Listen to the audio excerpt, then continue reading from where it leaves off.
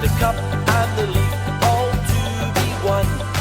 Everyone knows there's a job to be done, and with a team so fine, I'm proud they're mine.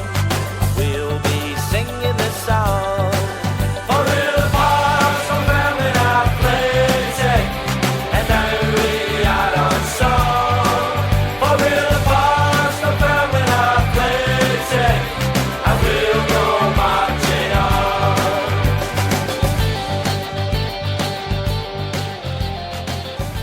The Dunfermline Athletic Former Players Association podcast is sponsored by Starnut Apparel. Affordable and stylish clothing born on the terraces. Just head to www.starnutapparel.co.uk. Welcome to another episode of Walking Down the Holbeath Road, the podcast brought to you by the Dunfermline Athletic Former Players Association.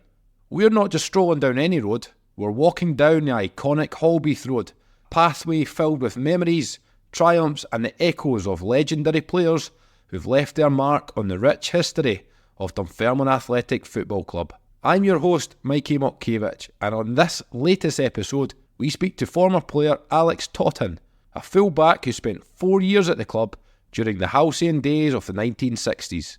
Signed by Willie Cunningham in 1965, Alex enjoyed many European trips and played his part in the 1968 Scottish Cup run. In this episode, we hear all about those highs, plus his early career at Liverpool, learning from one of the greatest managers seen in the British game, Bill Shankly. So lace up your virtual boots, grab your scarf, and join us as we catch up with Alex Totten.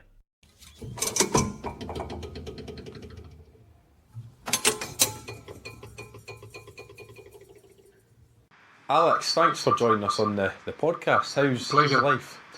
Good, very good. I'm retired now. I retired a couple of years ago. So I was about 30 years with Falkirk, as a player, as a manager, and 20 years in the commercial. I thoroughly enjoyed it. And so they made us a lifetime ambassador, which obviously I'm really proud of. And I've got a lounge named after me, all the photographs and that. So, which was great. So I was delighted, really. And but I say it was as a wee boy, I used to go and support Falkirk. Was at school, the primary school, and so to be a player at Falkirk and manager and took to the cup final obviously was a highlight without a doubt. A dream come true, eh? We'll start off in your early life. So you're born in February 1946. As long as that. Denny Lonehead, a few years ago. So tell us about growing up and your early memories of football and playing and watching football. Well, that's all we did. I mean, at Christmas time, I got a ball, I got a pair of boots and a tin of dubbin, and that was my Christmas, really. And I was delighted with that because that's all you knew then. There were no computers or different things then, or golf and that. I just played football since I was able to walk. And that's what happened. And at the primary school, then the high school. And when I was at the high school, I went through trials for Scottish schoolboys. So I got picked. So there were 4 of us from Stirlingshire. I was a record for Stirlingshire, 4 laddies picked for their country. And it was so exciting because we played England, Ireland and Wales and we beat them. We won the Victory Shield, which was fabulous, was really good. And of course, when that happened, a lot of scouts come to the door. And I went down to My United, my parents' first time I've been in an aeroplane, and Jimmy Murphy, Matt Busby's assistant, took us round Old Trafford and he said, "Won't you meet someone?" And this lad was kicking this ball off the wall, right foot, left. It was Bobby Charlton, which was tremendous. And I was only 15, I think he must have been about 21 at the time. And he gave me his autograph. I still got his autograph up the stairs. So then I went to see Guns of Navarone at night, and they took us to cricket on the Sunday. So they wanted to sign me. And but obviously there were a few clubs, Arsenal was interested. I went to Birmingham and also Liverpool. So Shankly wanted to sign me, and they were actually in the second division. They weren't in the top league. So I went to see him, but I was so impressed with him, to be honest with you. And I went and signed for Liverpool. I left school and went down to Liverpool. I was only 15. And Ian St John signed in June. And I signed in July, and Big Ronnie signed in August. I mean, I was only 15, but they were established players from Motherwell and Dundee United. And but I remember St John saying that Shankly took him to his beloved Anfield, and at the end of the season, he says, "There's no any grass in the pitch. Listen, son, I've asked you to come and play in it. No grazing it."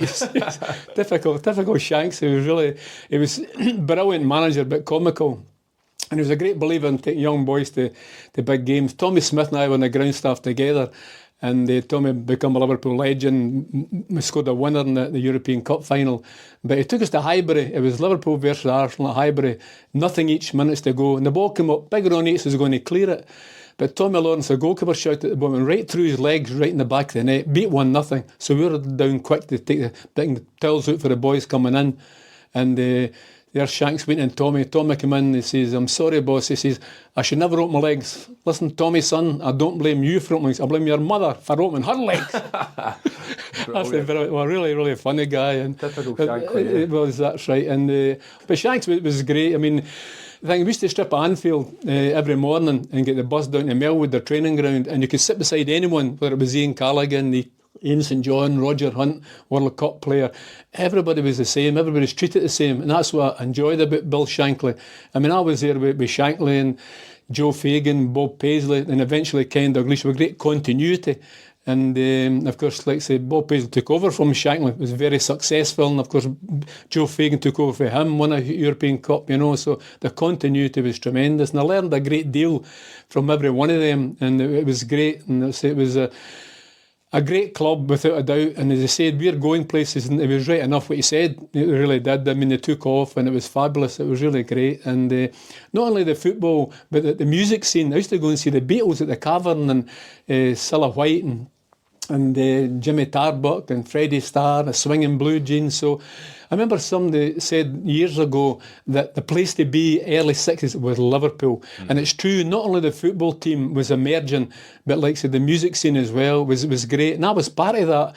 How old I was, 15, 16, 17. It was great, and it was a great education.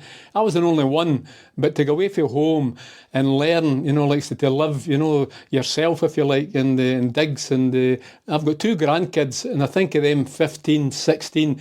There's no way they could leave home. You know what I mean? So obviously it was a great education, bringing myself up, if you like, and other boys in the digs and that. So it was, but it was terrific. I said it was to be a professional footballer, because when I played with Scottish schoolboys, Falkirk wanted to sign me, and the local firm was saying, "I'll give you a job as a draftsman," and turned pro at, like, say, 21, but I wanted to be a pro right away.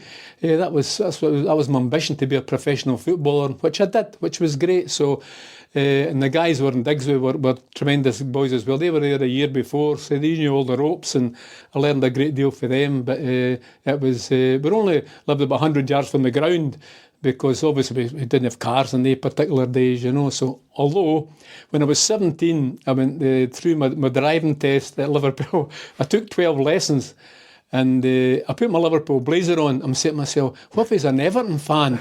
The examiner. Anyway, I passed first time, which was brilliant. I was really tremendous. I was really very proud of that. And I came home and I bought my first car. I'll never forget, it was a BMS 126B, a wee small car and that. So, it was great. It was a great education in every aspect as regards Liverpool.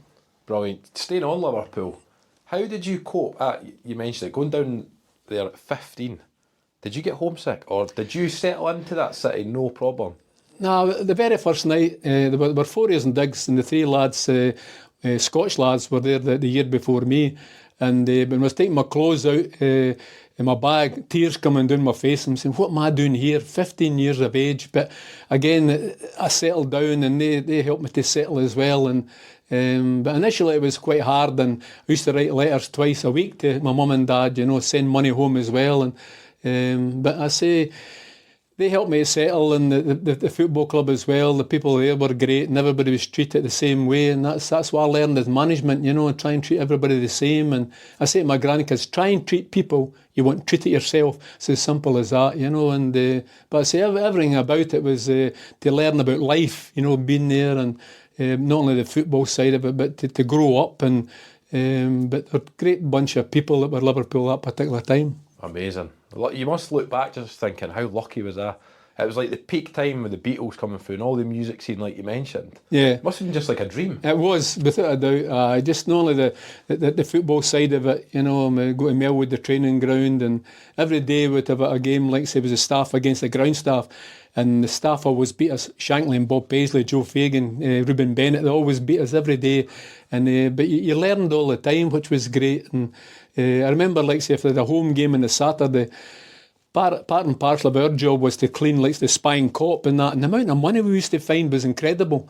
And of course, at the end of the season, all the first team boys, they were away. We had to stay because they painted the turnstiles and different things, and that was part of our job. And we only go home twice a year, at the summer and like say at Christmas. And so it was, but again, I say it was, when I look back, what an education to look after yourself and be your man. But again, it was good people, and that made all the difference, really. You're brought up in the proper manner. Yeah, and you mentioned him, Shankly. What did you learn from Shankly? He made it so simple for everyone. He knew the game inside out, but whether you're a first-team player, a young lad like myself and the ground staff, everybody's treated the same, to play it simple in your particular position, what to do, what not to do, but balance and everything. So, but again, you think of Joe Fagan being there as well, and Bob Paisley. They were instrumental in the success of Liverpool as well. So you always learn from all the managers I've worked under. You always take a wee bit. That's good. If I become a manager, I'll put that into my way of thinking, my way of doing, and that's what I've done. And so I was very fortunate when you think of it. And as I could have went to Man United, who were in the top league. Liverpool were in the second division, but it just impressed me so much, without a doubt. And that's the reason I went to Liverpool. What was that like, being 15-year-old in clubs like Arsenal, Liverpool, Man United, all wanting to sign you? Well, that's why it was so exciting. Playing with Scottish schoolboys, obviously, the scouts come to see you and they come in the house at that particular time, and it was really great. What do I do? Do I go to Arsenal? Do I go to, like, say, Man United or Birmingham? Because Birmingham was a big club then, massive club, Birmingham. And of course, it don't get bigger than Man United and that. But it just Shankly impressed me so much that I wanted to work with him, work for him, if you like, And I remember one time I played in the reserve and we beat Man United 5-2. 5-2, and boys like Albert Quixell, Harry Gregg was in goals, and Noel Cantwell, and that was tremendous. And so a lot of great memories and to look back in. And but again, the way you learn about life, that's the thing, and that was a great thing about it as well. Amazing. You spoke about the Cavern. What was your favourite song during that time at Liverpool? She Loves You, the Beatles. The Beatles. Oh, She Loves You. Oh, brilliant. I used to go there, and big queues to get in, but always made sure I was in. And at night time as well, sometimes a place called the Royal Tiger Club, and the Everton boys went there along with the Liverpool boys, Lee St John and that, and Alex Scott, and Jimmy Gabriel, and it was everybody mixed really well, but great crowds and atmosphere, and that was fantastic. I mean, Anfield, a special place, the Spy and Cop. I mean, I brought a book out there, From the Cop to the Kelpies, it's called, and so we just, the noise was unbelievable, and I'm a great believer in saying, well, communication's so important, during the game and that, but sometimes you could hardly hear yourself speaking, because of the noise, and that's why they were so successful, and of course, Shankly, he was the man. Yeah, brilliant. You were at Liverpool till 1964, and then you returned up the road to sign for Shankly's brother at Dundee. So what was the reason for leaving Liverpool? Well, the thing is, I mean, he used to say, Shankly, what's the team? Same as last year. There was great continuity about his team. He could never get a chance, really. And he said, if you go somewhere else, son, you'll probably get a chance to play. And that's what happened. Eddie Turnbull wanted to sign me for Aberdeen, so I went to see Eddie at Aberdeen. And then Bob Shankly wanted to sign me for Dundee, so I went down, and I was really, again, a Shankly, I was so impressed with him as well.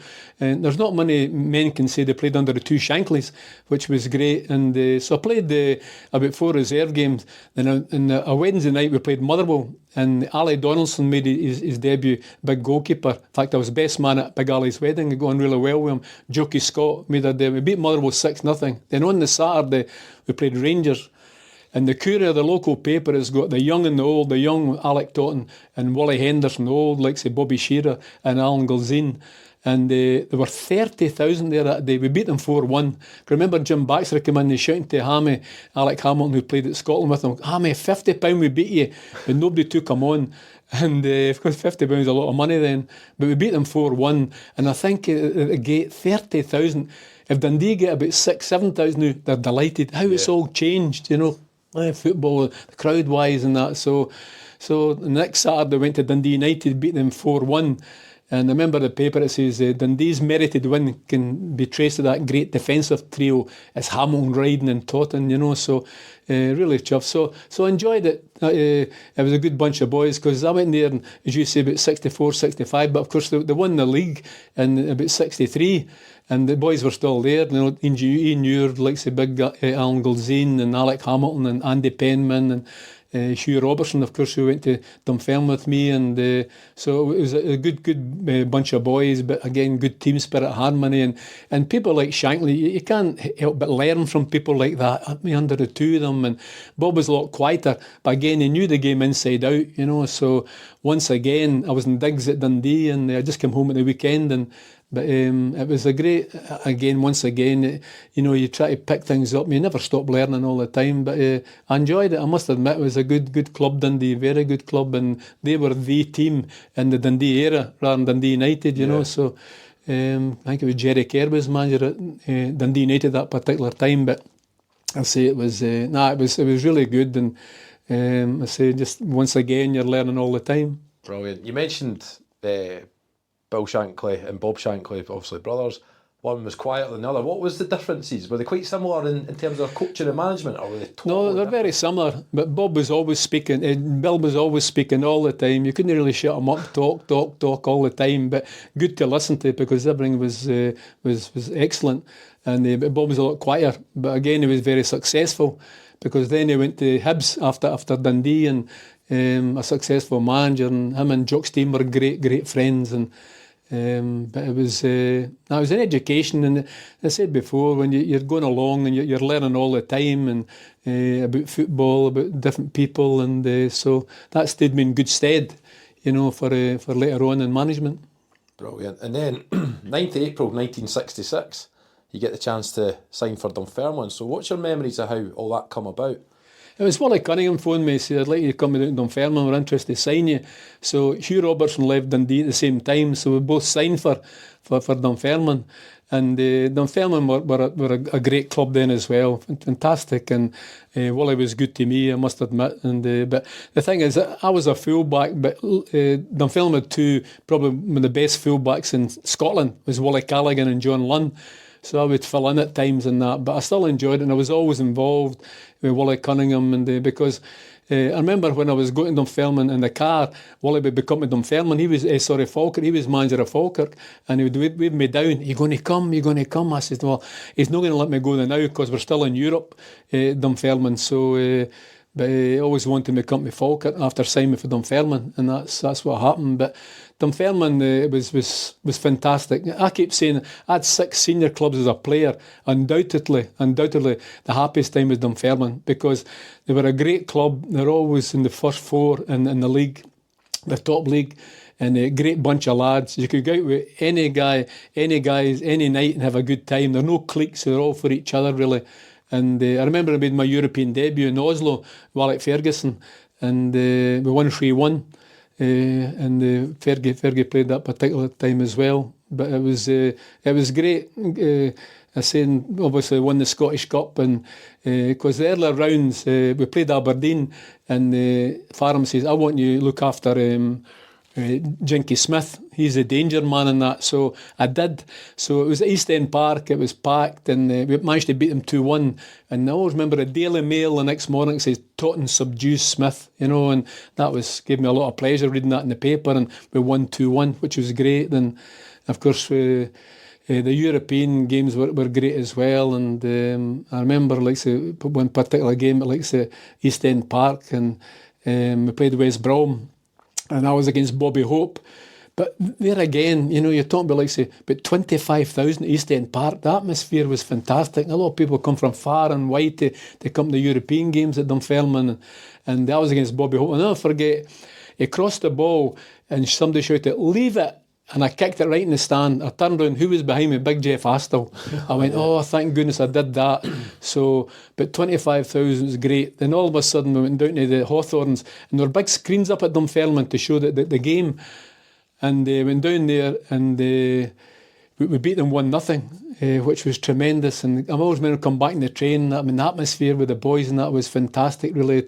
We thought we'd lost our chance. We'd drawn 0-0 each at home, but one in the replay, 1-0 was was great. And we went to different places to play European ties and Slovan Bratislava and that. So I was part of that. But it was very hard to dislodge, like say, John Lunn and like say Wally Callaghan, because they were excellent fullbacks, two great guys as well, you know. So, but again, I was always part and parcel of that, which was great, and being part of Dunfermline and of course won the Scottish Cup was fantastic, and beat Hearts in the final 3-1, and been part of that. Come back to East End Park. I mean, all the flyovers come back to Dunfermline was packed, and we come to Dunfermline, the open top bus.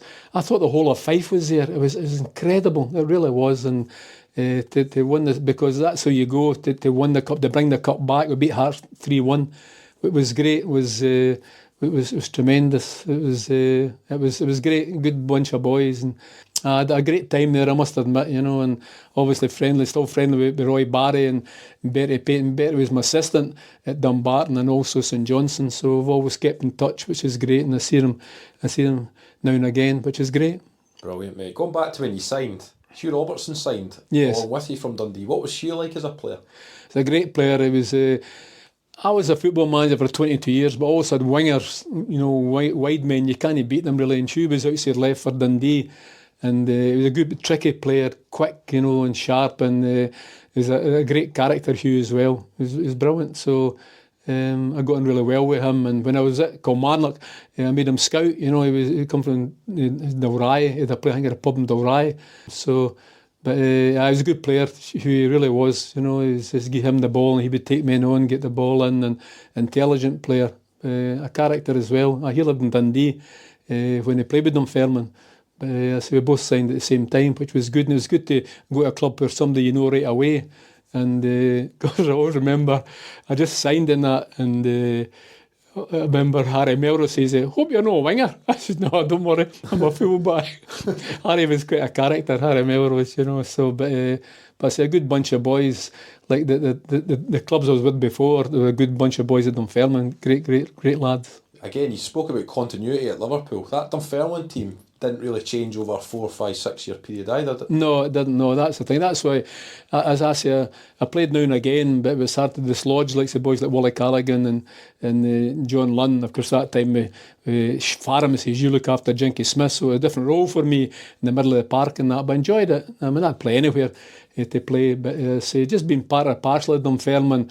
It was tremendous. And of course, after I won the Scottish Cup, went away to America to try to promote football with Man City. They had won the league and we won the Scottish Cup, so it was England against Scotland sort of thing. But that was a great education. I mean, you're talking about from New York to Los Angeles, Vancouver, Toronto and Canada, 5 weeks away with the boys you go on really well with, and to see the country. I was in, what was that, 21 then, and so it was great. And I always remember we were in Los Angeles. There were about half a dozen of us having a drink at this bar. Next thing, all the sirens were going, the highway patrol motors. There's something far wrong here. Went back to the hotel. That was the night Bobby Kennedy was shot in June 1968. He was killed that night. We were in Los Angeles that night. We just couldn't believe all the television and what a carry on that particular time. But we were in Los Angeles that time, June 1960. Incredible. It really was.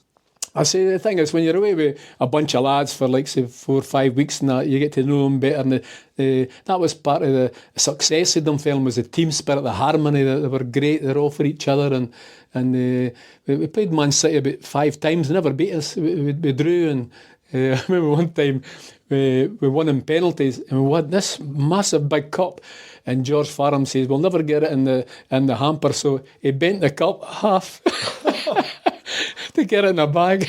He was a character, George Farham. What a man, he was incredible. But like I say, it was good. It was to go and see part of the world and get paid for it. I mean, how lucky can you be? But when you think back, and so it was a tremendous time. Great experience. You mentioned George Farm. Willie Cunningham signed you. What were both the guys like? You played under obviously the 2 managers at your Dunfermline time. Well, Willie was a great believer and let you get on with your own particular, they keep you right with certain aspects of the game, but he let you do your own thing. Farm was a lot stricter, without a doubt. He really was. And but again, I mean, he takes to Dunfermline to the Scottish Cup final and we won. So, I mean, what can you say about that, So He was successful in his own right. He was a character. He was a character. He was in many ways, but again, he was successful. So whether it was Wally Cunningham or George Farham, to play under both of them, but it was the club itself. The club was great, and the players made it. That's what it's all about. You know, you can be a good manager, but at the end of the day, it's all about 11 players on the park and bringing success. A lot of the boys you speak to from that time basically say we didn't need a manager because the dressing room was so good. Correct. And the boys just ran it themselves pretty Aye, much. yeah, well, that's more or less true, because obviously they knew the game. They were an experienced bunch of boys, and they knew what was required, and very successful. But it was a great time to be at Dunfermline that particular. They were always in the sort of top 4 in the league, in the top division. So it was tremendous. It was great, and I thoroughly enjoyed it. It was great, and I didn't really want to leave, to be honest with you, but obviously Wally Cunningham come for to him to Falkirk. So Yeah. Just staying on your time at Dunfermline, there was one game I was going to focus on, and it was in 1966. And the description in the Sunday Post was, it was either the greatest fight back in Celtic's long history or the greatest piece of daylight robbery ever carried out at East End Park. yeah. Do you know the game I was against Celtic. I was against Jinky Johnson that day. 25,000. It's a packed house, and they were up 2-0, and it was 2 each. We were up 4-2, and it was 4 each. About a minute to go, Bobby Murdoch shot, and the ball hit Roy in the hand. And Big Tiny Wharton was the referee, and he gave a goal kick. The linesman was flagging, so Big Tiny went across the linesman and gave a penalty kick, and Joe McBride scored. So we got beat 5-4. I mean, 9 goals in a game, 25,000. I mean, really unbelievable. And years later, I had a game of golf with Joe McBride. He said, like, that's the best league game we played. You know, I mean, 9 goals. I mean, I always remember I was £36 basic.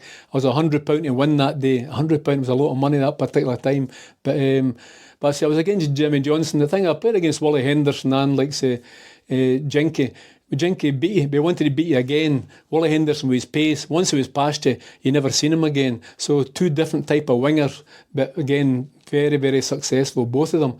But what a game to play in. You know, I talked earlier about, like, say, the West Brom game, but 25,000, 26,000, the atmosphere, the same with Celtic. I mean, the thing is, that game was really instrumental in them really, if you like, going to win the European Cup, because that year, that season, they won the European Cup at the end of the season. So that's the type of team we were against, and yet we nearly beat them. Competing with them, exactly. And so it was great, it was tremendous, and you always want to be in the first team. That's what you're there for, sort of thing. But I played a lot of games, in which I thoroughly enjoyed the games I played, but that particular game, as you mentioned, Mikey, was fantastic, really. I mean, 9 goals, end to end, and that's what the fans want to see. That's why there's 25,000 there. Then look at some of the crowds now. You know, even the East End Park now, 5,000-6,000. But I mean, the thing is, the fans got their money's worth. Then it was exciting football. You know, wingers, which I've always believed in, and it was. I mean, 9 goals, tremendous. But what a game! It was just a special, special game. Is that the one game that stands out? I would say so, without a doubt. Aye. The Aberdeen game, of course, I played my part in that when they went on to win the Scottish Cup. I played my part beating Aberdeen, but that game and the West Brom game, as far as I'm concerned, was the 2 really outstanding for me. You know, against Bobby Hope, who was an international player, and of course against Jinky Johnson, who was something very, very special. And but to be up 2-0, then 2 each, then 4-2, 4 each, and get beat the last kick of the game. It was incredible. But just to be involved in that particular game was wonderful. Brilliant. You mentioned 2 names there. Who was your most difficult opponent? Well, I said before, the 2 wingers, like, say, Wally Henderson and Jinky Johnson, but when Jinky beat you, he wanted to beat you again. Whereas, like, say, Wally Henderson is so pacey. Once the ball was passed, you never seen him again. That was it. And say that time at Dundee, we beat them 4-1. So I must have done a good job that particular day to beat them. And I'm still friendly with Wally.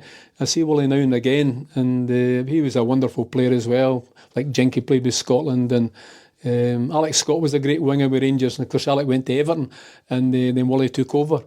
I don't think you can beat wingers.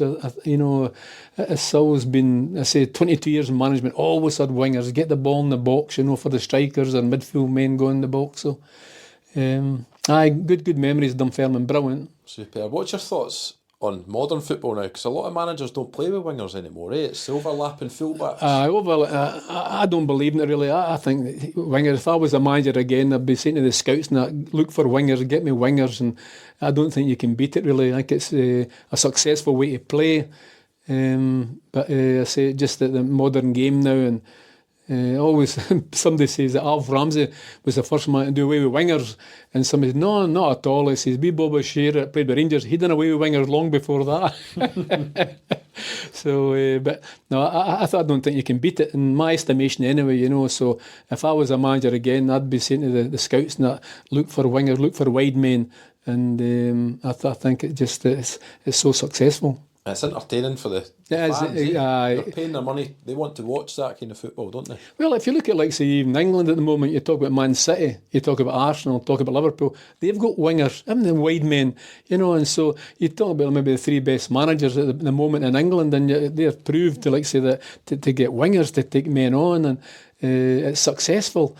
And you play the game to be successful and to make it easy for, say, midfield men or strikers to get in the box, and that's what they want, is good balance about the side, but good wingers. Yeah, brilliant, mate. So March 1969, your last game, you play against Clyde. Were you looking to leave the club by this point? Were you frustrated not playing? Well, exactly. I said before that the two. In fact, I remember someone saying that Liverpool offered 30,000 for John Lunn, and obviously Dunfermline turned it down. But I was frustrated because, like everyone else, just want to play, don't you? And that's what you're there for. And it's all right being the bench or say in the reserves and that, but you want to play in the first team, and that's where the atmosphere is, and you're playing with better players and that. So I just got frustrated, and I said to George Farham, so he let me go. And of course I knew Wally Cunningham was wanted to sign me. So I went to Falkirk then, and of course I played with Fergie at Dunfermline. When I went to Falkirk, I played with Fergie again. 3 years I played with Fergie. So, but Wally was good to me, and Algo was going really well with him. I remember I went to the new stadium at Falkirk and asked Wally to come and see it and that, and I always remember his wife says, I was fond of you, Alec. I says, well, I was fond of him. He was going really well with Wally, always did, and I was through his funeral.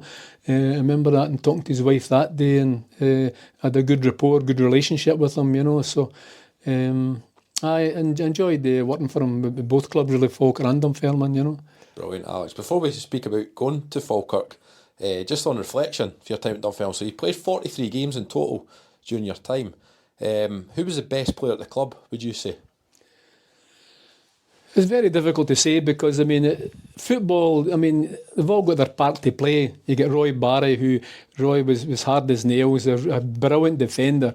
But when Roy won the ball, he said, take it off me, because he knew his distribution wasn't the greatest, but you get Alec Edwards taking men on, was brilliant, and Bertie Payton scoring goals and that, I think it's hard to define, let's say, one particular guy who was the best in that, because, if you're a golfer, you're up to yourself, it's up to you, he's a good golfer and that. Whereas the football, and they're 11 guys in the park, and they've all got their part to play from that point of view, so I wouldn't like to mention one player, because I say that Bertie done really well, and always very friendly with Bertie, scored goals, and Hugh Robertson likes Alec Edwards, and even Fergie when he was there, because I always remember when down to Kilmarnock, it was the Scottish Cup, and I was against Tom McLean, and Fergie got 2 goals, but they came back and they drew 2 each.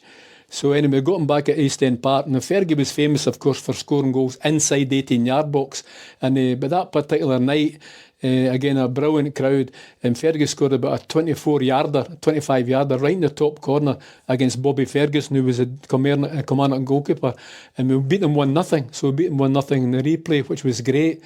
But again, I was Tom McLean. Tom McLean was a good player as well for Dunfermline, if not for Kilmarnock and Rangers, of course. But yeah. So that was a great game, enjoyed that. But unlike Fergie, about a 25-yarder right in the top corner, but we beat them 1-0, which was great. So his goal scoring record Dunfermline's phenomenal, eh? It is, I think it was 95 goals in 130 games. I know, it was great. He was always thereabouts, and of course, that's the reason Rangers, when I was at Dunfermline, they paid 60,000 for him. We went to Ibrox, and so it was, because you used to have this minibus, and we travelled every day, Dunfermline Athletic along the side of it. So Jim McLean, the centre half, he drove it, and he picked Fergie up, and he picked me up, and he picked George Peebles up, and John Colgannon at like Kilmarnock.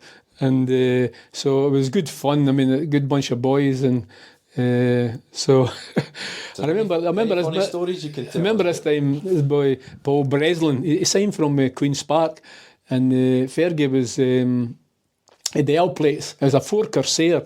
So Fergie's learning me driving that. So we used to go to the Regal restaurant every day for lunch after training, and Fergie was learning me drive. So big joke, the policeman, he put his hand up and he put his foot in the accelerator. The car right through Grafton's window. And he took some stick with that Fergie, you know, and it's years later, we're at Old Hamburg Theatre in Dunfermline, but maybe 10 or 12 was there, and Fergie was in the stage and that, and so probably the best manager in Britain, maybe the world, you know, but a learner driver, oh no, you know, Paul Breslin right through Grafton's window. I forget that. But I used to phone Fergie.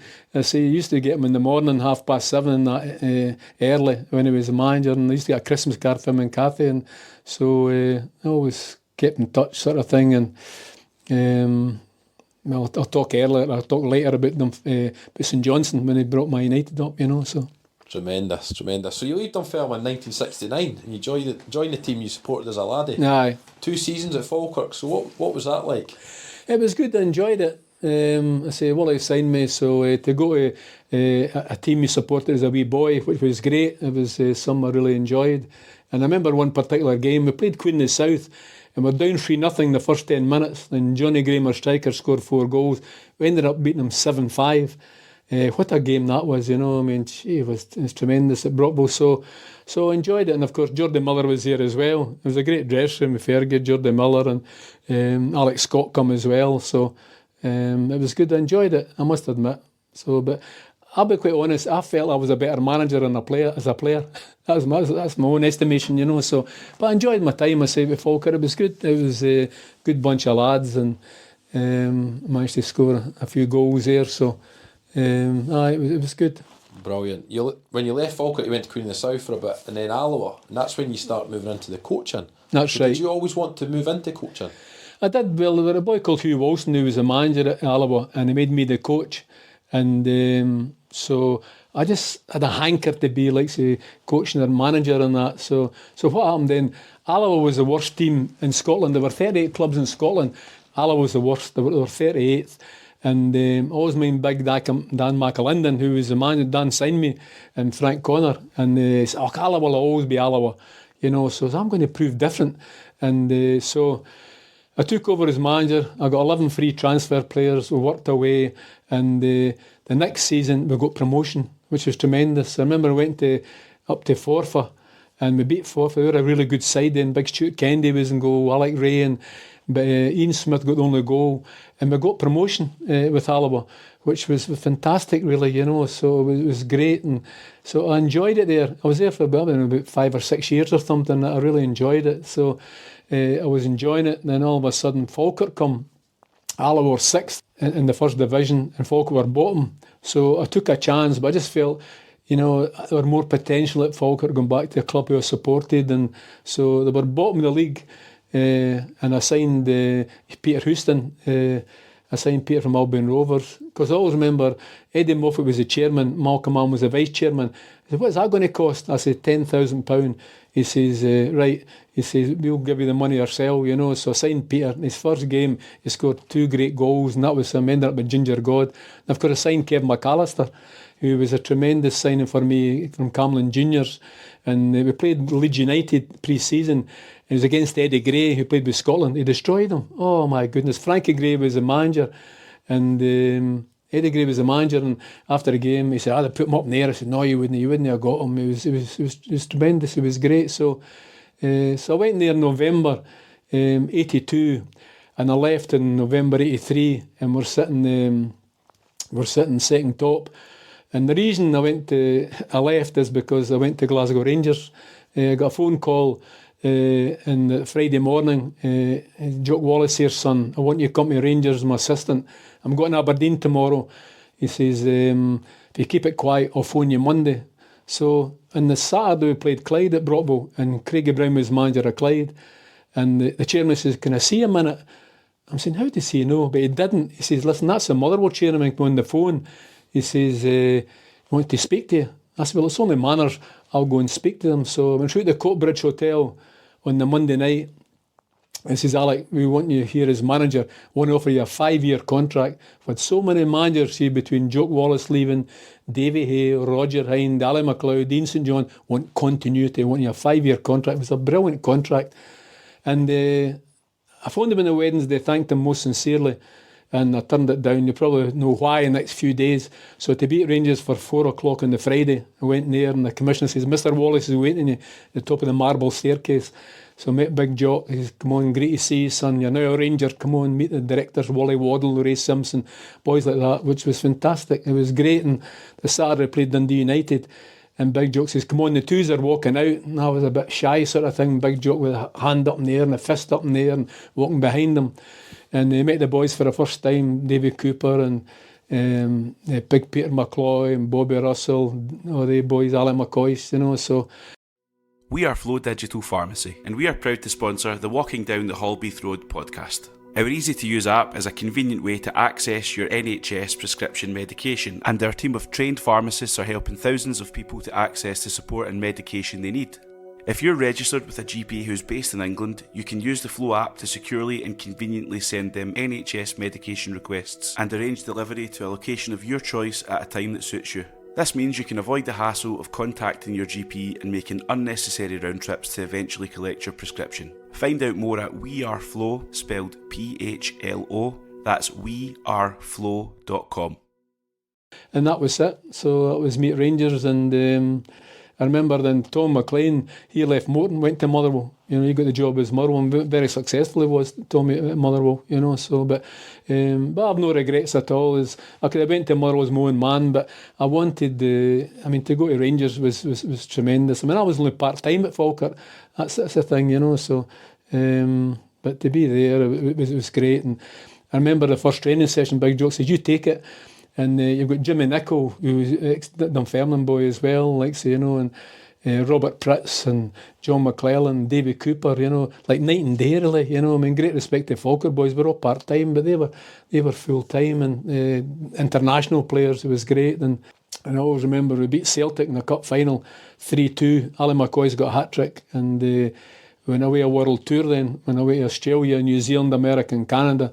Which was wonderful, you know, again, seeing part of the world, and obviously the amount of Rangers fans abroad was incredible, you know, it really was. But although a few mishaps right enough, I remember Bobby Williamson broke his leg, Colin McAdam broke his leg. I remember Colin came back with the chairman and the aeroplane, and he says, again, my leg was terrible because he had a splint on it, so it began to swell, you know. But it was you're working with international players, and again, to see part of the world like that. And the next season we beat Dundee United 1-0 in the League Cup final. Ian Ferguson, the blonde boy, the striker, he got the only goal. So a couple of winners' medals, and that was great. But I always remember, Big Jock says, Alex says, when I step up general manager, you take over as team manager. He says, you were at Liverpool with Shankly and Bob Paisley, Joe Fagan, Ken Dalglish, great continuity. I want the same here. My dad's dead now, but he says, I had my dad in his office, says, your son will be new manager of Rangers when I step up and general manager. So that was the idea. And but I say it was tremendous being with a club like that. Every day was a big day. The media was always there, with television, the radio, what have you, like, you know. So you'd have learned a lot. Learned a lot. I learned with Big Jock as well. It was brilliant. Aye, so, and he was a character. I remember we used to go to away games like Dens Park or Aberdeen, and he would say to Sam the bus driver, right, Sam, get the tape on, open the window. Oh, he was fall off. And all the fans were going berserk like daft and that kind. The Big Jock says, if they cut me, it'd be blue blood coming out. It wouldn't be red, you know. And he was a Rangers man through and through. But I got on really well with him. I really did. And it was great with me, and I thoroughly enjoyed it. But then Souness come, of course, you know, and the Monday says, Alec, they're bringing Souness. So fair enough. So anyway, that was it. Was that a massive blow for you? Eh? Was that a massive blow for you? Did you have your Well, heart it set was on really, but at the end of the day, you know, so it was all about results sort of thing. So anyway, David Holmes, the chairman, he said, I want to come up and meet Graham Souness up in the Blue Room. So it was only Souness, David Holmes, myself, and this is Alex Totten. I kind of turned away sort of thing. I thought it was a bit ignorant, really, to be honest with you, you know. But anyway, that's who he was that particular time. And down you come, and so Alex says, if you introduced all the players to Graham and that, which I did. And so that was it. And so he went back to Sampdoria. Then, of course, Watty Smith. I knew Watty well because we went on holiday one time. His kids are the same age as my kids, and he's a lovely guy. I got a Christmas card for him every year, him and Ethel, you know. So I go on really well with Watty, and so he come. And that was us. So there was he had a clean out Souness. Obviously, Stan Anderson took the young kids. He was away. John Haggart took the reserves. He was away. Myself, of course, Big Jock and that. So he wanted to bring his own people. That's it. Fair enough. Because when I left that Monday, I knocked Souness's door. I left a wee note on Watty's desk, wishing him all the best. And I knocked Souness's door. I said, listen, I done the same. I says, when I went to Falkirk, I took my own man and that. I said, so I feel understand. I wish you all the best. And that was it. So I left Rangers, and so that was the end of an era for me. What was it like going from being your own man as a manager to then being a number two? Well, the thing is, you've got to change, you know, so because obviously Big Jock was a man. He was a big bad wolf, you like, whereas I'd try to cuddle the players and make sure everything was okay, and you know what the big man's looking for. So completely different, you know, as a man, you're your own man, you're the decision maker, but he confided in me a lot, Big Jock, which was great, you know. So I remember one time he says, we'll go down, he says, and watch Liverpool. So when I went down there, and but you learn a lot listening to him, you know. He was good as well. He knew the game, and he was a fitness fanatic, you know. And we used to go to Gullen Sands before pre-season, and the boys hated it, you know. But it was Murder Hill, it was called. But they were always very, very fit. That was one thing. I remember Sandy Jardine saying that when Big Jock was the Rangers the first time. They were very fit, and then he used to throw me in the water and up to Business Hotel, then back up to Ibrox, you know. So that was it. But it was good though. It was a great education. They keep saying you're learning all the time, which was good. And I always remember when I was manager of St Johnstone, Big Jock come to see me. And he says, I knew you were a good manager, which was great. So that pleased me no end for him saying that, you know. I mean, he took me there, and so for that point of view, it was good. And I took St Johnstone across to Spain, and I met him, and I went to his house and everything and that, and all was going really, really great with him. I really did. But it was being at another club and learning again, never stopped learning, which was good. So, and he had his own way of doing things, which was tremendous. Brilliant, Alex. Well, you leave Rangers 1986. You have a season at Dumbarton before moving to St Johnstone. So what was it like going back into being a manager again with Dumbarton? Well, the thing is, I got my old job back. See, with full time I was football I was full time and part time. And when I was part time, I was an area sales manager. Goodyear was the parent company. So in 1979, I came in first regard sales in Great Britain. I was the best area sales manager in Great Britain. So I won a Caribbean cruise, my wife, which is great, and everything was paid for, which was wonderful. So, of course, when I went to Rangers, I gave the job up, you know, and went full-time with Rangers. I left Rangers, I got my old job back again, you know, did that, you know. So I was doing a Goodyear Wolverhampton at a course, and Alec Wright phoned me. He was the chief executive with Dumbarton. He said, Alec, when are you back up? I said, I'm up next weekend. I'd like to see you. So I met him, and he says, how do you fancy being manager of Dumbarton? I said, that'd be great, get me back in the game again. So I did. So I went to Dumbarton. Sir Hugh Fraser was the chairman, and Oney Coyle was there. Oney was only 16. Lovely. All the Coyles were there. There were Tommy, who was signed for St Johnstone, and Joe, and of course Oney. And Oney was always wanting to play. When am I playing? When am I playing? He was only 16. He was at me all the time. But I'll never forget. We trained. We were only part-time. I trained on a Tuesday, Thursday. We're around the track, and Sir Hugh Fraser was the chairman. He says, Alec, I want the boys up just now. We're getting near Christmas. So all the boys are going, oh, great hamper, whiskey. He says, turkey, up the stair. He went, Merry Christmas, and walked out the door. Well, the boys were all disappointed. Never got a bean, you know. So, but it was great, and I really enjoyed with Dumbarton. I was there for 1 year exactly, and they were good to me. But the only problem was we could never get a crowd. They're all going across to the Erskine Bridge to Parkhead and Ibrox, you know. You got you maybe say 500, 600, 700, sometimes 1,000, you know. So anyway, Sir Hugh come and he says, Alex says, the chairman St Johnstone want to speak to you. So I met Jeff Brown, Alec Campbell at Cumbernauld, and I took the St Johnstone job. So I said to myself, well, I can't get a crowd at Dumbarton, but I'll have Perth to myself, St Johnstone. So I took the job. That was it. I think they were languishing low in the last division, and going nowhere. The old Muirton and so anyway, I went there and I signed a few players and that season we got promotion, which was great. Really, when you think we were really struggling. I had a game.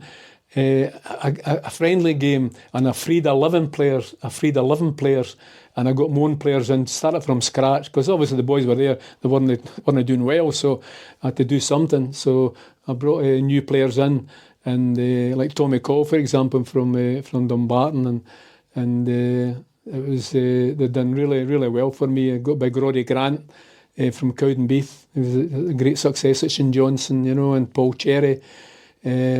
And Stevie Maskery, which was brilliant. Stevie was brilliant for me. So anyway, we got promotion, which was great. It was smashing. But the last game was at Muirton, was against Ayr United. Alan McLeod was man Ayr United. And of course, after the game, they threw myself and the chairman, and Big Derek Johnson was with the Clyde, and they threw us in the bath, you know, the very last game at Muirton. And so that was it, because it was 40 bits, really, to be honest with you. And because that was part and parcel of going as well, because the chairman said we were a possibility of a new stadium, and it came off McDermott Park, which was great. So the next season we went to played in the cup, and it was very exciting. And so anyway, we managed to do really well in that. And semi-final, we played Rangers in the semi-final, of course, against my old pal Mr Souness and that. So I said no chance. So we were only part-time, so went to Parkhead. It was quite a game with a couple of great chances, but we drew nothing each. We played really well. But St Johnstone part-time team playing against Rangers, the Millionaires, you know, Big Butcher and boys like that, and Richard Goff, and we drew nothing each. And there were about 10,000 St Johnstone fans there that day. And it was brilliant, absolutely tremendous. The players were so successful, they were great. But I remember after the game that they said, Alex, see when you're doing the interview, just watch. He says, because there's been a disaster at Hillsborough today. That was that particular day when they did Hillsborough, you know, so with Liverpool. And but it was St Johnstone done well. Of course, the replay on the Tuesday, with almost no chance, because we're part-time team, you know, to play 2 games in a few days, you know. So anyway, they managed to beat us 4-0. Mark Waters was brilliant, and but I say, when you think we made about £100,000 for St Johnstone, you know, with the replay, and it was a great cup run. And of course, Ayr would beat Morton in earlier rounds as well at Muirton, and so it was an exciting time. It was great. So. It was made a few bob for the St Johnstone, which was tremendous. Brilliant. Like you say, it was an exciting time for St Johnstone moving to a new stadium. Aye. 2 promotions in 3 seasons, getting to the Premier League. Aye. And your number 2 was Bert Payton, Aye. who you played with Dunfermline. How important was Bert? Very, very important. Bert was a great guy. I mean, he was a great player, and I took him to Dumbarton with me, and of course I took him to St Johnstone, my right-hand man, and he knew the game well, and he was well respected with the players, and he was tremendous, really, and he was instrumental in St Johnstone doing very well, and Dumbarton, of course, you know, so you could never forget that. But it was great. I mean, for St Johnstone being languishing in the lower division, to go from there to the Premier League within 3 seasons, I mean, it was incredible, really. It just shows you how hard work. Because I remember the fans initially at the meeting said, Totten, you're going to get us promotion. I said, I'll tell you what I'll do. I'll give you 100% in everything I do. I can't promise promotion, but we did. And we got it, and it was great. I mean, to get promotion and, you know, back to the Premier League, you know. And of course, I was manager of the year, you know, I mean, even above the Rangers and Celtic managers. And David Cooper was player of the year. He was at Motherwell at the time. So it was the Grosvenor in Glasgow.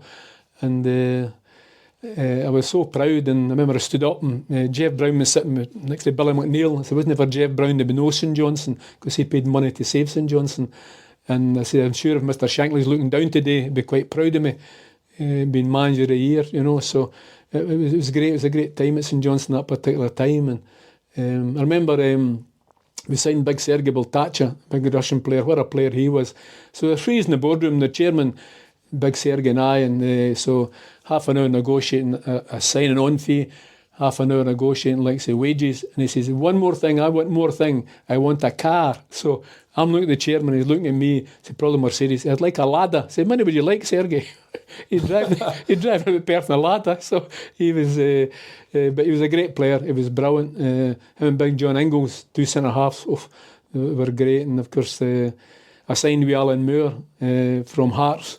I signed them for Dumbarton. I went to Hearts and I got 75,000, and I paid the same money to get him to St Johnson. And he was instrumental in every aspect of the success I had. He was great. He was brilliant being Murray. 6 years with me at St Johnson, you know, and I still keep in touch. Some boy, eh? Oh, brilliant. Of course, he was at Dunfermline as well. Character, a big character. Just chirpy all the time, talking all the time, but great. And of course, Paul Wright was a great signing for me. Paul was at Hibs, and I paid 300,000 for him for St Johnson, and I took him to Kilmarnock, same thing again, same price again, you know, and it was good. But St Johnson was great bunch of lads and team spirit, harmony. But to go for the second division to Premier in 3 seasons, fantastic really, and it was really good. But they all played their part, and I signed Harry Curran from Dundee United, 50,000, scored a lot of goals in midfield, and big Roddy Gant, of course, played his part too, and he was great. And wee Maskery, wee Murray, and exciting team. Again, the wingers again, you know. Used to get crowds of, like to say, 7,000-8,000 at St Johnson then. It was wonderful, new stadium, and of course I phoned Alex Ferguson. I said, Fergie, what be coming up and opening a new stadium? No problem, Alex. So he come up with Sir Mark Busby, Bobby Charlton, and his whole first team. Brian McClare got the only goal. They beat us 1-0. And but it was great. So, but when I was there, there was a lady called Big Aggie, was a big character, you know, and she retired. So she's only called was manager St Johnson. She said, I want to come up and we're going to have lunch and everything. I'm going really well. I used to see her quite a bit, really, you know.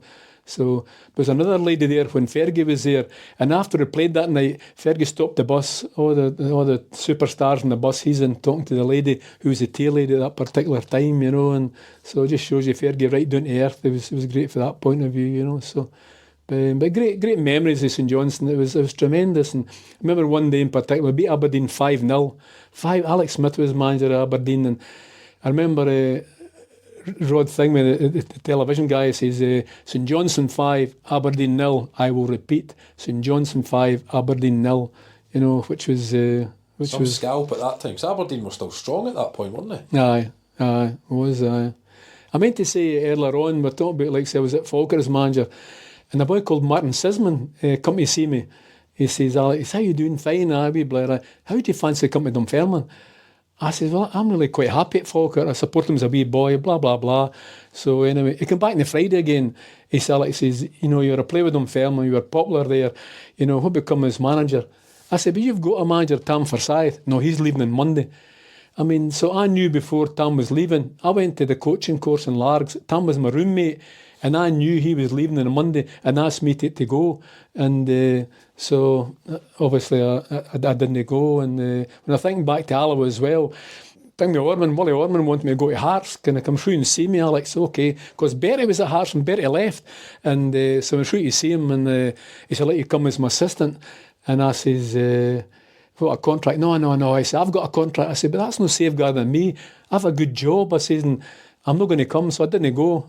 So I didn't take the Hearts job. So I could have been at Hearts straight enough, you know. Mm-hmm. So, but I could have been in Dunfermline as well, you know, like as manager. And I remember they come for me again. Who was it? The vice chairman? I think it was not Blair Morgan. Blair Morgan was the vice chairman. Aye, that's right. I met him at a Norton House Hotel in Edinburgh, and he says, Alec, room 200, Mr. Smith, room 200, and it was Blair Morgan, and the chairman, who was the chairman? Was it Mel Rennie? No, it wasn't Mel Rennie.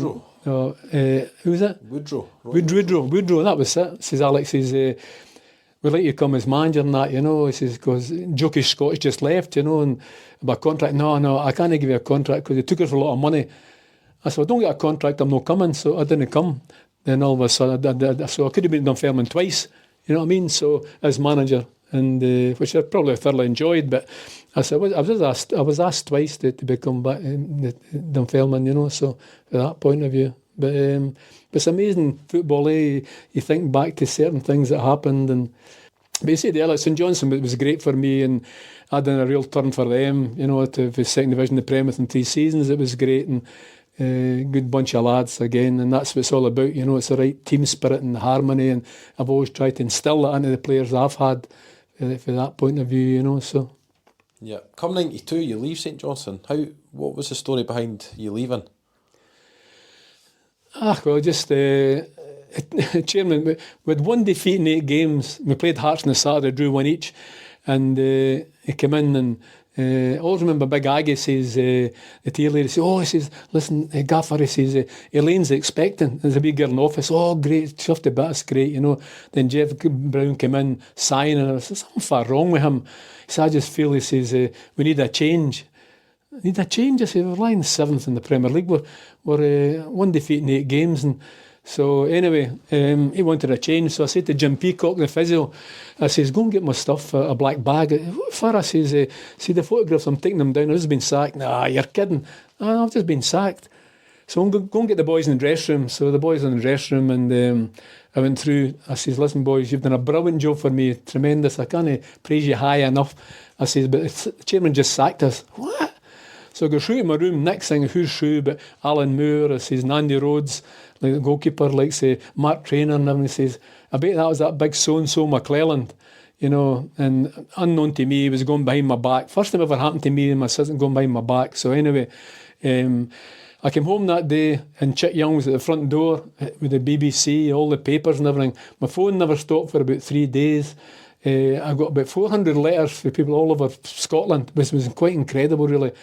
And Stuart Cosgrove, he said, I'm going to have a dinner for you in Perth. Didn't even have one for Wally Orman. I've got one for you. And the amount of gifts I got for the St Johnstone people was tremendous. It was great. I just couldn't thank them enough, really. And so that was it. It was a big surprise. And the amount of people I spoke to, can't believe it, Alec. Because I remember Craigie Brown and Andy Roxburgh, Scotland, we're going to Aberdeen, we're going to have lunch with McDermott Park, so they come up with lunch and everything, and because I played with Andy Roxburgh at Falkirk and that as well. He says, you're here for life, what a job you've done here at St Johnstone, what a job, that was it, but you're never there for life, and it's so precarious football, you just never know what chairmen are thinking, and that was it. And I remember there had about 6 people on the board, at a board meeting every month, and Davy Sidey was on the board. And this was at 9:15, I got the sack. 10:30, my phone, it was Davy Sidey. I've just heard your sack. But you're a director. He didn't know. Directors didn't know. He done it off his own back. So that was it. He made his decision. I mean, he's the man at Perth. He's the man that put the money in. He's still the man, if you like, you know. So anyway, that was it. And so I left. But I was so disappointed. And but at the end of the day, it's football. But anyway, I got phone calls then, and they wanted me to go and work with the BBC Radio, which is great. I really enjoyed it, going to all the games and doing studying, like on the Friday night, who we're going to see. I was at the cup final. It was Motherwell versus Dundee United at Hampden, and it was great. And then all of a sudden, I got a phone call for East Fife chairman Baxter. He says, Alec, listen, I've been talking to Craigie Brown. He says, go and phone Alec, maybe interested to come back in management. So I met him through in the Lower Largo, through at Fife, and he said, why don't you come as manager? So I went there to East Fife as manager, and so that's what happened, and I got the East Fife job, and I really enjoyed it. And but I always remember I went there, this big brown bag, 3 balls in it, old balls, could not believe it. So right away I got 24 new balls, you know, so got a ball each, and just the things I've learned from previous clubs. And it's about standards, really. Yeah. Exactly. That's all about standards at the end of the day, and that's what I did. And I knew a guy from Perth who was a great St Johnstone fan, and he's a rich man. I said, you know what, I'd love to get the boys at East Fife new blazer and flannels. So I got them, you know, about 20 new blazer and flannels. He paid for that, which was great. And the boys I always like the boys being smart, you know, and collar and tie and everything and that. So that's what happened, really. Then Then I got them promotion, and then I got a phone call for Alex Cameron for the Daily Record. He says, Alec, he says, that's Kilmarnock. He says, they're wanting you as a new manager. Tommy Burns is going to time, we're going to Celtic. He says, they want you. So I says, well, it's a Premier League and that, so as long as he says get compensated, you know, I'm quite happy to go, sort of thing. So Baxter negotiated with the chairman, and that was it. So I went to Newton Mearns, that's where Mr. Payton's house was, directors like Kilmarnock. So I got the job on the Monday, and the boys had flew on the Monday to Dublin, because Tommy Burns had organised games in Ireland. So I went across on Tuesday, new manager Kilmarnock, and I'll never forget, we kicked off, we're playing Sligo, kicked off, and Bobby Wilson kicking off with George McCluskey, and the fan shout, Totten, he says, the honeymoon's over. Brilliant. So that was it, and it was great. So I was at Kilmarnock, and they built 3 new stands, which was great. I phoned Kenny Dalglish, he brought Blackburn up, they just had won the league. So I was very friendly with Big Gordon Sherry. I sent him a telegram, big golfer, you know, when I was at St Andrews, and become great friends.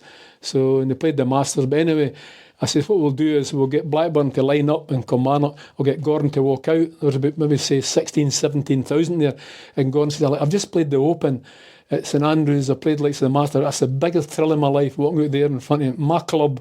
He said, in front of my mum and dad. He says, and I was so proud. It was great. So that was it. And they all lined up. Alan Shearer, the whole lot. And it was great. So that was it. But I enjoyed Kilmarnock. It was good. And I thought we were doing well. And but again, there are always changes, and 3 new directors came in, and the vote was 3-2 against me. Ronnie Hamilton was the chairman; he wanted me to stay. So did Mr. Payton, but the vote was 3-2, and that was it. So anyway, what was the expectations at Kilmarnock at that time in the Premier League? Just to stay up? They stay up, because they kind of struggled before, you know. So, but anyway, that was it. So I had it before, sacked, so I just got to go on with it. And so I just got the sack there. Next thing, I got a phone call for Falkirk, George Fulton. So he says, can I see you, Falkirk? I said, no problem. Went to see him. He says, I'd like you become manager. So I could have sacked the previous manager, and so anyway, I got the job on the Saturday. There were no game on the Saturday, so I went to see Stirling Albion Airdrie. So I just went to Stirling's ground. Next thing, George Pete says, Alec, can I see him? And he says, how do you fancy being manager at Airdrie? I says, but you've got a manager, Alec MacDonald. He says, no, he's getting your job at Kilmarnock. I says, so I said, is that right? I said, no, I just got the Falkirk job. I said, so obviously I'm delighted to go to Falkirk again, you know, and that was it. And Alec didn't get the job. And I think they offered it to Big Hateley as well, and he turned it down or whatever. And Bobby Wilson got it. And I recommended Bobby to Rangers, and he was my assistant at Kilmarnock. When I left that day, it was a hard bit of stuff. I mean, I come from Easter House, and that, the tears coming down here when I left Kilmarnock, you know. But he got the job, and that was it. So Bobby got the job because they beat Aberdeen that day. And again, it was any compensation, just set him up as reserve team coach to manager. So lo and behold, of course, I go to Falkirk, and of course the cup final, you know. Yeah, so 97. I mean, it was a great run, really, when you think it. I mean, we beat Berwick doing it after a replay. And of course, we beat Dunfermline, who were in the Premier League, my old club. Beat Raith Rovers in the Premier League. And of course, I'll never forget that draw was made heather or weather. So it was Dundee United and Kilmarnock, and Celtic and Falkirk.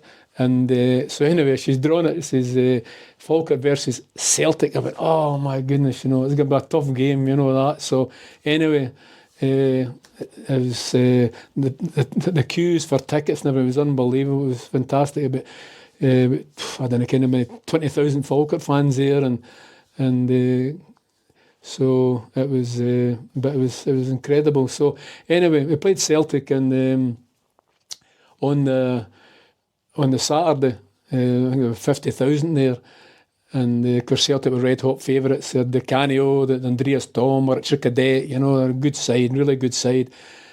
And of course, nothing each at half time. And in the second half, they scored. The boy Johnson, who just had signed, he scored up, down 1-0. So I had the big boy Kevin James, 6'7".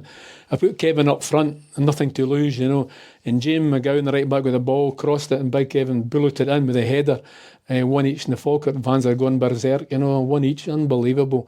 And they gave us great praise, obviously, like saying the thing with the cup. And the replay, we played them, and Jim McGowan crossed the ball. Davy Hagan put it in the box, and Paul McGrillen headed it over the keeper's head, 1-0 in 19 minutes. So you can imagine the hang on. Decano was brilliant that day, but again, too greedy. He wanted to beat a player. And Wally Young was the referee. And it was the 96th minute, come on, Wally, you'll need to blow the whistle. Eventually he blew, and we beat them 1-0. And the first time being a cup final for 40 years, Falkirk. And I was at the first one, 1957. I was only a wee boy, but I went to all the games, 57. But that was their first time for 40 years, and it was fantastic. We came back to Falkirk in the team bus, and there was a place called the Roman Bar at Camlin. And it must be 56. They stopped the bus. Come on, Alec, need to bring the boys in for a drink. So we were waiting for a drink, and I left there at 6 o'clock in the morning. Wee Kevin was still there with his mum and his wife and everything. He said, Gaffer, we're playing Morton Saturday. Don't pick me. And so that was it. And of course, the cup final was the whole of Falkirk was buzzing. It was just unbelievable, for tickets and that. So it was great. So I played my old club up at Kilmarnock. And the thing is, when you walk out in a cup final, it's you and the enemy. But I'd signed 7 of the Kilmarnock players. The other 4 were there when I went there.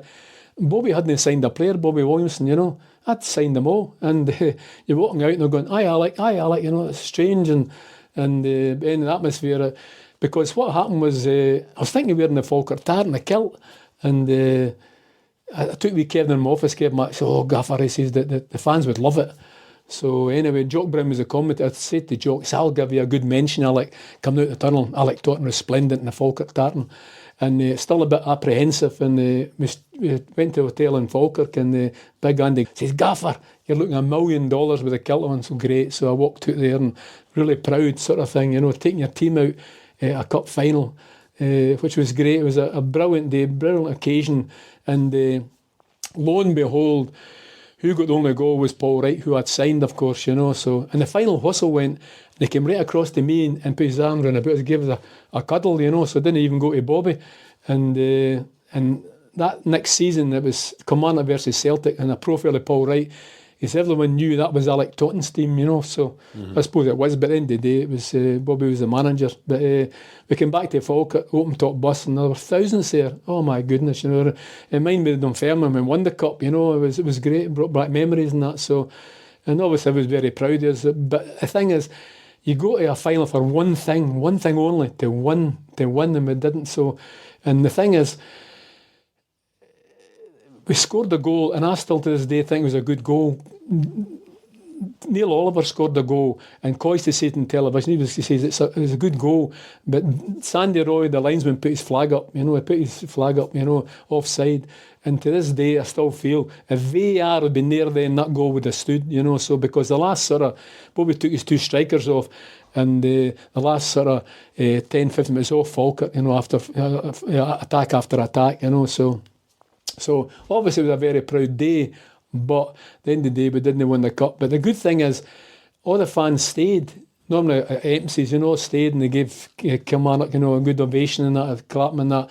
I remember one paper on the Monday that says 1 winner, no losers. It was a family cup final, which it was. So for that point of view, it was great. And but at the end of the day, it'd been great to lift the cup first time for 40 years, bring back to Falkirk, So since then that's been another twice with Peter Houston, of course, and John Hughes, and we could have won again, just when you think of it. But it's just on the day sort of thing. But I've got to say that's a highlight of my career, walking your team out in a cup final, and first manager to wear a kilt. So I was really very proud of that. So it was good from that point of view. Didn't you inspire the Scotland team, who done it a year later at the World Cup?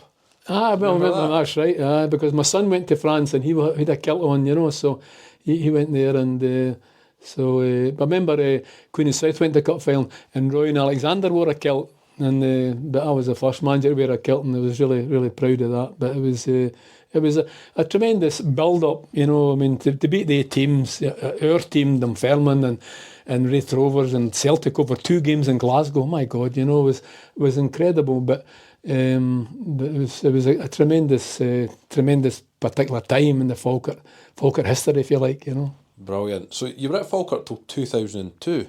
So 22 years in management. 2001, 2002 was your last season as a manager. What was the reason for giving it up, or did you not want to give it up? I did. I wanted to give it. I just felt like it was a long time in management, you know, and I just felt like they did something different, really, you know. So Campbell Christie was the chairman.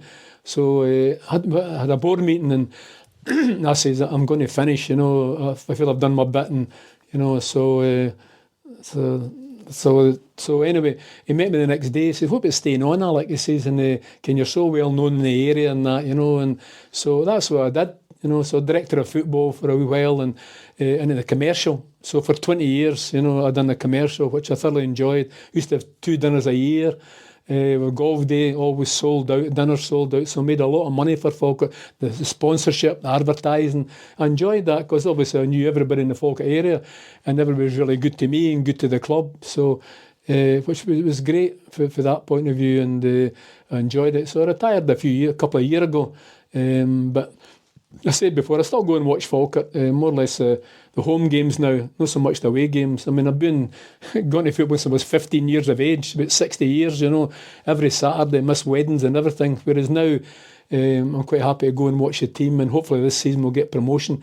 Play Dunfermline, obviously, in the championship. Hopefully that will happen anyway. So, but I've no complaints. I've had a great career, not just like saying in playing, but in management, and which I've thoroughly enjoyed. I mean, some guys are manager for a year. I was there for 22 years, so I couldn't complain. And the amount of countries I've seen with different places. And one wee story I'll say is, we Rangers played Inter Milan, and so Jerry McNee come with us. So Jerry McNee, the journalist and that, so we went across there and watching. So before the game, Jerry's interviewing Beckenbauer, the German manager, Liam Brady, the player of Inter Milan. And went to a restaurant, and there was Jerry joking me, 4 of us, and the agent said, "Jerry, you come with me." And who was round the corner but Karl-Heinz Rummenigge? He says, "Alec, I've got a month's work in one day, Beckenbauer, Liam Brady and Rummenigge, you know, fantastic." And when you think of that, so, and again, big joke says, "Go and you across, have a look at them yourself." So I flew to Milan, and they were playing Turin and Torino, so I got on the train, and so from that point of view, I've seen a lot of the world, you know, because of football and who I've met, and especially who I've met, the people I've met and that. So it's been a great life for me. Tremendous. Just a few questions to wrap up about being in management. What was your approach to management? Did you have a consistent formation, same training, or did you mix it up? You mix the training up, you know, but I wanted the boys to enjoy it first and foremost, to say look forward to coming training, you know, go and enjoy it. That's what it's all about. But again, I've always played attacking football all the time, you know. There's no question about it. Ask any player that played under me, it was always attacking football, 2 wingers, you know, and you can't beat that really. And it's I think it's successful as well. It's been successful for me the way I've played, you know. I never played defensive football. If people go pay money, good money, to watch a team winning, you know, to be entertained, and that's what I've always believed in. Totally agree. Brilliant.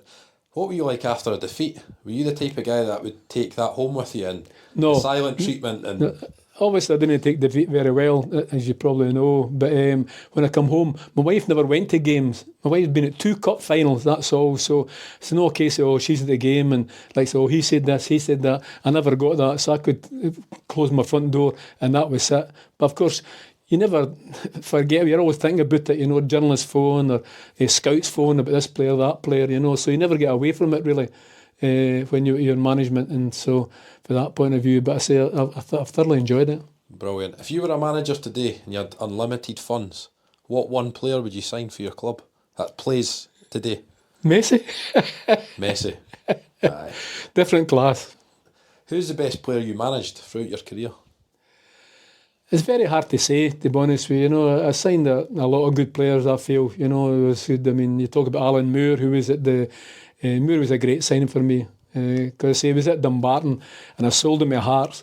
And I'll need to get him to St Johnstone. We're only part-time, and he come, but he just lit the whole place up. Scored goals or made goals at St Johnstone, and it was tremendous for me with Murray. He really was. He was brilliant. But so was Peter Houston and, of course, Paul Wright and the big Bill Thatcher. You know, you could go on and on. Certain players all played different positions, you know, but they helped me to be a success, you know, the way they played the game, and for that point of view. So it's a lot of good lads as well, and always believe in that team spirit, harmony. Any bad get them out the door, you know what I mean? They're no good to you or good to the club, you know. They've got to be, it's a team game. I say I love the golf, I love the golf, but that depends on me. It's an individual game, whereas the football, it's all about the whole team, and that's the most important thing, all together.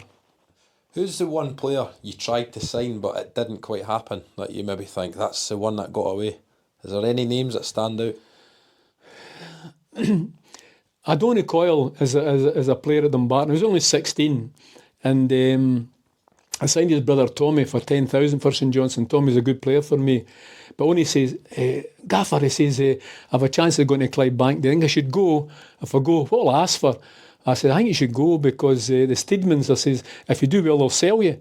And so I told them what to ask for. And the next morning, I picked up a paper, Adoni Coyle away to Clydebank for 22,500 it was, you know. So, and next thing is away to Airdrie for about 170,000.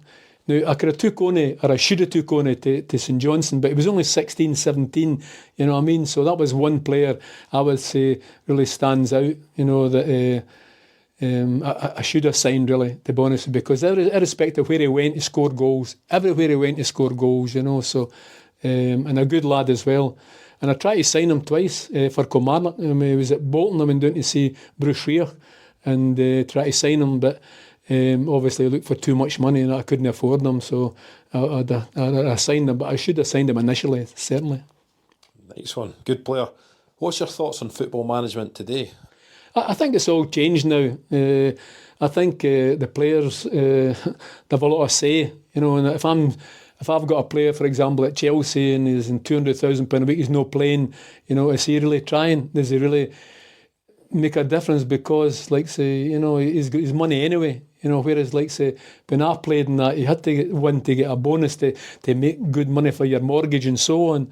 You know, Jim McLean at Dundee United, of course, had a great, he had a low basic, but a great incentive to win, so you get your money for your mortgage and, like, say, for your family and that. And it's all changed the game.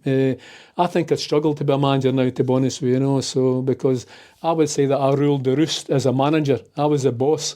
I made sure I was the boss, whereas now I think a lot of players, you know, they're the guys that sort of, because of the money, especially in England, the money they've got, you know, that I think it's hard for a manager now, very difficult, but at the end of the day, it's I still love football and I love watching it, and I still go and watch it, and so it's still a great game. Brilliant. And last question, how would you sum up your career in football?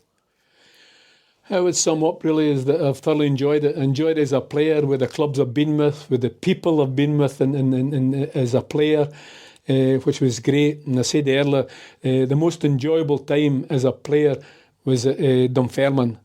The most enjoyable time as a manager was at St Johnstone, you know, from second division to Premier in 3 seasons. Without a doubt, that was great. But all in all, I've had a great career as a player and as a manager, and I've no regrets whatsoever. Maybe one regret is that I'd love to have had a crack at England. You know, quite a few guys went to England from Scotland. I never phoned Fergie, say, what, put a word in for me, and maybe get a job in England. I never did that, and maybe I regret that, you know. So I enjoyed my spell in Scotland without a doubt, but I'd like to give England a go, and I may have been successful, you never know.